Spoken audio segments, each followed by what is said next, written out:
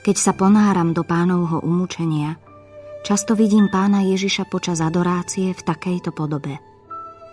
Po bičovaní kati vzali Pána a strhli z neho jeho šaty, ktoré sa mu už prilepili na rany. Pri vyzliekaní sa mu rany obnovili. Vtedy hodili na Pána červený plášť, špinavý a potrhaný, na obnovené rany. Pánovi rozkázali, aby si sadol na kus brvna. Z trnia mu uplietli korunu a položili na svätú hlavu. Do ruky mu dali trstinu a vysmievali sa z neho. Kláňali sa mu ako kráľovi. Pľúvali mu do tváre. Iní vzali trstinu a bili ho po hlave a ďalší mu palicami spôsobovali bolesť.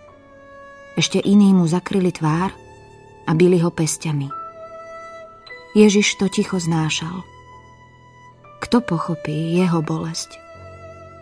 Rozmýšľala som, odkiaľ sa berie v človeku taká zlosť. Príčinou je hriech.